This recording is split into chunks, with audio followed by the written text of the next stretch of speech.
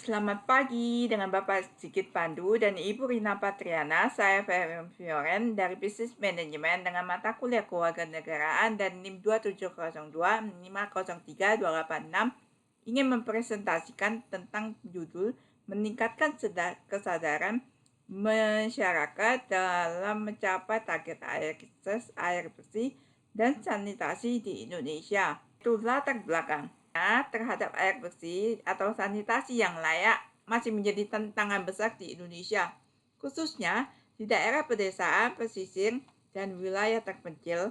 Banyak masyarakat yang belum memiliki sambungan air yang bersih, yang aman atau fasilitasnya sanitasi dasar seperti toilet yang layak.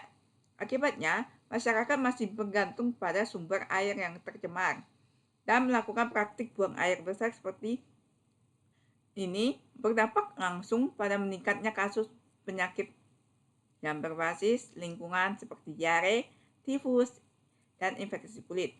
Menurut laporan Badan Pusat Statistik, pada tahun 2022 sekitar 7,5% rumah tangga di Indonesia belum memiliki akses air minum yang layak. Selain itu, data dan Kementerian Kesehatan menunjukkan bahwa praktik PHB masih terjadi sekitar 5,7 juta penduduk Indonesia. Dengan rendahnya kesadaran masyarakat tentang pentingnya perilaku hidup bersih dan sehat, serta terbatasnya edukasi di lingkungan menjadi penyebabnya utama. Dan lambatnya pencapaian target. Tujuannya pembangunan ini berkelanjutan. Poin 6, yaitu menjamin ketersediaan dan pengelolaan air bersih serta sanitasi yang layak. Yang kedua, rumusan permasalahan. 1. Faktor menghambat pencapaian pada target SDGs 6 di Indonesia. 2. Kendala yang dihadapi pada masyarakat dalam memperoleh air bersih dan sanitasi yang layak. 3. Bagaimana strategi yang efektif dalam meningkatkan kesadaran dan partisipasi masyarakat dalam praktik air bersih dan sanitasi dalam keberlanjutan. Dan yang keempat, peran mahasiswa atau mahasiswi dalam mendukung peningkatan akses air bersih dan sanitasi yang layak melalui kegiatan edukasi dan teknologi, yaitu temuan yang didapat apa saja. 1. Kurangnya kesadaran masyarakat atau tanggung jawab bersama dalam keterlibatan pengelolaan dan pemeliharaan fasilitas air bersih dan sanitasi. Yang kedua, terdapat tantangan pada air harga PDAM yang mahal.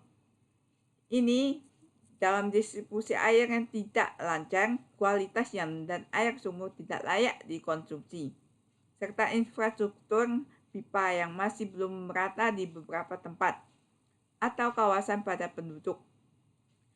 Dan selanjutnya terdapat beberapa kendala dalam penemuan ini, antara lain infrastruktur terbatas, kualitas air yang tercemar seperti warnanya kuning dan tidak layak dikonsumsi, sehingga akses air bersih sangat mahal karena perlu penggalian hingga 100 meter dengan biaya yang lumayan 20-30 juta rupiah.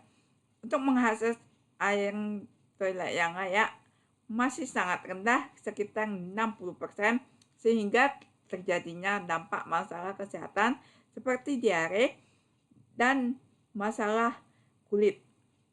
Dan ada juga penurunannya pendapatan ekonomi seperti sungai sudah tercemar sehingga nelayan tidak dapat menangkap ikan. Adapun yang keempat yaitu solusi. 1. Meningkatkan edukasi kepada masyarakat mengenai pentingnya akses air bersih dan sanitasi yang layak melalui kampanye digital, workshop, atau pelatihan.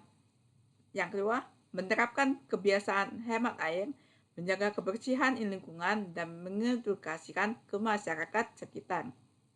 Dan yang terakhir, melakukan gotong royong mulai dari lingkungan sekitar seperti kerja bakti, membersihkan saluran air, membuat sumur resapan, dan membatasi penggunaan deterjen ataupun bahan kimia. Yang kelima, kesimpulan dari proposal ini bahwa permasalahan pada akses air bersih dan sanitasi di Indonesia bukan hanya pada infrastruktur, melainkan pada kesadaran atau perilaku dan masyarakat sendiri. Maka dengan melalui keterlibatan para mahasiswa dan kesadaran masyarakat dapat meningkatkan target SDG 6, tentunya dengan edukasi, pemberdayaan komunitas, dan hingga inovasi teknologi. Refleksi pribadi.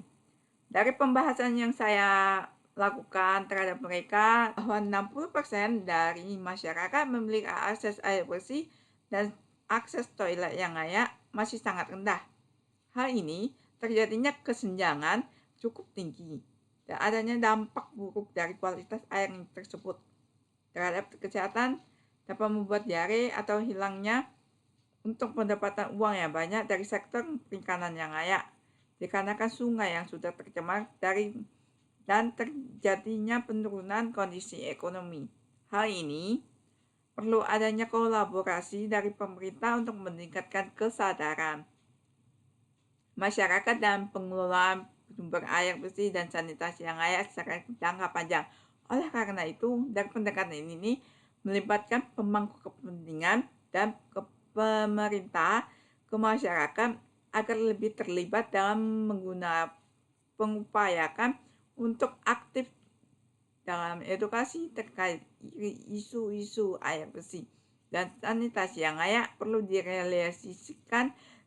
Terima kasih juga dengan Bapak Sigit Pandu dan Ibu Rina Batriana yang sudah meluangkan waktunya serta sudah membimbing saya dalam proyek ini hingga akhir.